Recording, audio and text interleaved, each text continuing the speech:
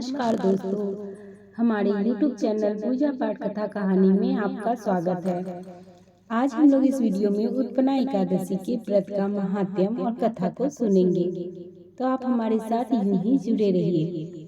अगर आप हमारे चैनल पे नए हैं तो हमारे चैनल को सब्सक्राइब कर लीजिए ताकि मैं जो भी वीडियो डालूं वो आप तक पहुंच सके। तो आइए शुरू करते हैं। उत्पन्ना एकादशी व्रत कथा। उत्पन्ना एकादशी का व्रत हेमंत ऋतु में मार्गशीर्ष मास के कृष्ण पक्ष को करना चाहिए। इसकी कथा इस प्रकार से है। युधिष्ठिर ने भगवान श्री कृष्ण से पूछा, भगवान, पूर्णमयी एकादशी तिथि कैसे उत्पन्न हुई? इस संसार में वह क्यों पवित्र मानी गई है तथा देवताओं को कैसे प्रिय हुई? श्री भगवान बोले, कुंती नंदन, प्राचीन समय की बात है। सतयुग में मूढ़ नामक दानव रहता था। वह बड़ा ही अद्भुत, अत्यंत रौद्र और संपूर्ण देवताओं के लिए भयंकर था। उस काल रूपधारी दुरात्मा महाअसुर ने इंद्र को भी जीत लिया था। संपूर्ण देवता उससे परास्त होकर स्वर्ग निकाले जा चुके थे और शंकित तथा भयभीत होकर पृथ्वी पर विचरा करते थे। एक दिन सब देवता महादेव जी के पास गए। वहां इंद्र ने भगवान शिव के आगे सारा हाल कह सुनाया। इंद्र बोले, महेश्वर, ये देवता स्वर्ग लोक से निकाले जाने के बाद पृथ्वी पर विचर रहे हैं। मनुष्यों के बीच रहकर इन्हें शोभा नहीं देता। देव, कोई उपाय बताइए। देवता किसका सहारा लें? महादेव जी ने कहा, देवराज, जहाँ सबको शरण देने वाले, सबकी रक्षा में तत्पर रहने वाले जगत के स्वामी भगवान गरुड़ ध्वज विराजमान है, वहाँ जाओ। वे तुम लोगों की रक्षा करेंगे। भगवान श्री कृष्ण कहते हैं, युधिष्ठिर महादेव जी की यह बात सुनकर परम बुद्धिमान देवराज इंद्र संपूर्ण देवताओं के साथ क्षीर सागर में गए, जहाँ भगवान गदाधर सो रहे थे। इंद्र ने हाथ जोड़कर उनकी स्तुति की। इंद्र बोले, देव देवेश्वर, आपको नमस्कार है। देव, आप ही पति, आप ही मति, आप ही कर्ता और आप ही कारण हो। आप ही सब लोगों की माता और आप ही इस जगत के पिता हैं। देवता और दानव दोनों ही आपकी वंदना करते हैं। पुंडरीकाक्ष, आप दैत्यों के शत्रु हैं। मधुसूदन, हम लोगों की रक्षा कीजिए। प्रभु जगन्नाथ, अत्यंत उग्र स्वभाव वाले महाबली मूढ़ नामक दैत्य ने संपूर्ण देवताओं को जीतकर स्वर्ग से बाहर निकाल दिया है। भगवान देव देवेश्वर, शरणागत वत्सल देवता भयभीत होकर आपकी शरण में आए हैं। दानवों का विनाश करने वाले कमल नयन भक्त वत्सल देवेश्वर जगन्नाथ जनार्दन, हमारी रक्षा कीजिए, रक्षा कीजिए। भगवान शरण में आए हुए देवताओं की सहायता कीजिए। इंद्र की बात सुनकर भगवान विष्णु बोले, देवराज, वह दानव कैसा है? उसका रूप और बल कैसा है तथा उस दुष्ट के रहने का स्थान कहाँ है? इंद्र बोले, देवेश्वर, पूर्व काल में ब्रह्मा जी के वंश में ताल जंग नामक एक महान असुर उत्पन्न हुआ था, जो अत्यंत भयंकर था। उसका पुत्र मूढ़ दानव के नाम से विख्यात है। वह ही अत्यंत उत्कंठ, महाप्रकर्मी और देवताओं के लिए भयंकर है। चंद्रावती नाम के प्रसिद्ध एक नगरी है। उसी में स्थान बनाकर वह विनाश के लिए निवास करता है। उस दैत्य के समस्त देवताओं को परास्त करके उन्हें स्वर्ग लोक से बाहर कर दिया है।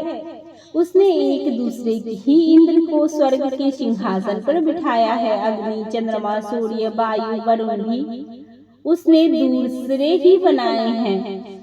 जनार्दन, मैं सच्ची बात बता रहा हूँ। उसने सब कोई दूसरे ही कर दिए हैं। देवताओं को तो उसने उनके प्रत्येक स्थान से वंचित कर दिया है। इंद्र की यह बात सुनकर भगवान जनार्दन को बड़ा क्रोध आया। उन्होंने देवताओं को साथ लेकर चंद्रावती नगरी में प्रवेश किया। भगवान गदाधर ने देखा कि दैत्यराज बारंबार गर्जना कर रहा है और उसे परास्त होकर संपूर्ण देवता दसों दिशाओं में भाग रहे हैं। अब वह दानव भगवान विष्णु को देखकर बोला, खड़ा रह, खड़ा रह। उसकी यह ललकार सुनकर भगवान के नेत्र क्रोध से लाल हो गए। वे बोले, अरे दुराचारी दानव, मेरी इन भुजाओं को देख। यह कहकर श्री विष्णु ने अपने दिव्य बाणों से सामने आए हुए दुष्ट दानवों को मारना आरंभ कर दिया। दानव भय से विह्वल हो उठे। पांडु नंदन तत्पश्चात श्री विष्णु ने दैत्य सेना पर चक्र का प्रहार किया। उससे छिन्न भिन्न होकर सैकड़ों युद्ध में योद्धा मौत के मुख में चले गए। इसके बाद भगवान मधुसूदन बद्रिका आश्रम को चले गए। वहाँ सिंहावती नाम की गुफा थी जो 12 योजन लंबी थी। पांडु नंदन उस गुफा में एक ही दरवाजा था। भगवान विष्णु उसी में सो गए। वह दानव मूल भगवान को मार डालने के उद्योग में उनके पीछे पीछे तो चला ही था। अतः उसने भी उसी गुफा में प्रवेश किया। वहां भगवान को सोते देख उसे बड़ा हर्ष हुआ। उसने सोचा, यह दानवों को भय देने वाला देवता है, अतः निस्संदेह इसे मार डालूंगा।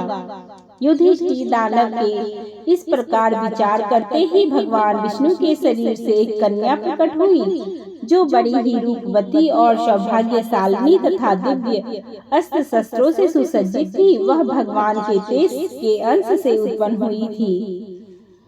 उसका बल और पराक्रम महान था। युधिष्ठिर दानव राजमूढ़ ने उस कन्या को देखा। कन्या से युद्ध का विचार करके दानव के साथ युद्ध के लिए याचना की। युद्ध छिड़ गया। कन्या सब प्रकार की युद्ध कला में निपुण थी। वह मूर नामक महान असुर उसके हुंकार मात्र से राख का ढेर हो गया।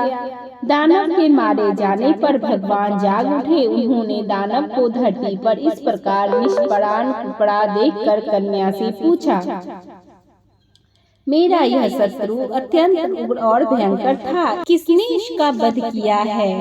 कन्या बोली, स्वामी, आपके ही प्रसाद से मैंने इस महादैत्य का वध किया है। श्री भगवान ने कहा, कल्याणी, तुम्हारे इस कर्म से तीनों लोकों के मुनि और देवता आनंदित हुए हैं। अतः तुम्हारे मन में जैसी इच्छा हो उसके अनुसार मुझसे कोई वर मांगो। देव दुर्लभ होने पर भी वह वर मैं तुम्हें दूंगा, इसमें तनिक भी संदेह नहीं है। वह कन्या साक्षात एकादशी ही थी। उसने कहा, प्रभु, यदि आप प्रसन्न हैं तो मैं आपकी कृपा से सब तिथि में प्रधान समस्त विघ्नों का नाश करने वाली तथा सब प्रकार की सिद्धि देने वाली देवी हूँ। जनार्दन, जो लोग आप में भक्ति रखते हुए मेरे दिन को उपवास करेंगे उन्हें सब प्रकार की सिद्धि प्राप्त हो। माधव, जो लोग उपवास, नक्त भोजन और एक मुक्त करके मेरे व्रत का पालन करें उन्हें आप धन, धर्म और मोक्ष प्रदान कीजिए। श्री विष्णु बोले, कल्याणी, तुम जो कुछ कहती हो वह सब पूर्ण होगा। भगवान श्री कृष्ण कहते हैं, युधिष्ठिर, ऐसा वर पाकर महाव्रता एकादशी बहुत प्रसन्न हुई। दोनों पक्षों की एकादशी समान रूप से कल्याण करने वाली है। इसमें शुक्ल और कृष्ण का भेद नहीं करना चाहिए। यदि उदय काल में थोड़ी सी एकादशी, मध्य में पूरी द्वादशी और अंत में किंचित त्रयोदशी हो तो वह त्रिस्पर्शा एकादशी कहलाती है। वह भगवान को बहुत ही प्रिय है। यदि एक त्रिस्पर्शा एकादशी को उपवास कर लिया जाए तो 1000 एकादशी व्रतों का फल प्राप्त होता है तथा इसी प्रकार द्वादशी में पालन करने पर 1000 गुना फल माना गया है। अष्टमी एकादशी, षष्ठी, तृतीया और चतुर्दशी ये यदि पूर्ण तिथि में विद्ध हो तो उनमें व्रत नहीं करना चाहिए। परिवर्तनी तिथि से युक्त होने पर ही उसमें उपवास का विधान है। पहले दिन में और रात में भी एकादशी हो तथा दूसरे दिन केवल प्रातः काल एकादशी रहे तो पहली तिथि का परित्याग करके दूसरे दिन की द्वादशी युक्त एकादशी को ही उपवास करना चाहिए। यह विधि में दोनों पक्षों की एकादशी के लिए बताई गई है। जो मनुष्य एकादशी की उपवास करता है वह वैकुंठ धाम को जाता है, जहाँ साक्षात भगवान गरुड़ ध्वज विराजमान है। जो मानव हर समय एकादशी के महत्व का पाठ करता है और सुनता है, उसे 1000 गोदान के पुण्य का फल प्राप्त होता है। जो दिन या रात में भक्ति पूर्वक इस महात्म का श्रवण करते हैं, वे निसंदेह ब्रह्म हत्या आदि पापों से मुक्त हो जाते हैं। एकादशी के समान पाप नाशक व्रत दूसरा कोई नहीं है। यह एकादशी भगवान विष्णु की साक्षात शक्ति है, जिस शक्ति से उस राक्षस का वध किया, जिससे भगवान भी जीत पाने में असमर्थ थे। उस शक्ति के आगे मनुष्य के पाप रूपी राक्षस भला कैसे ठहर सकते हैं। जिस शक्ति ने देवताओं को सुख दिया, वह प्राणी मात्र को क्या नहीं दे सकती। सुख, समृद्धि और शांति और मोक्ष सभी कुछ सहज प्राप्त हो जाता है। बोलिए एकादशी माता की जय। बोलिए श्री हरि विष्णु की जय। कथा पसंद आए तो एक लाइक अवश्य कर दें। धन्यवाद।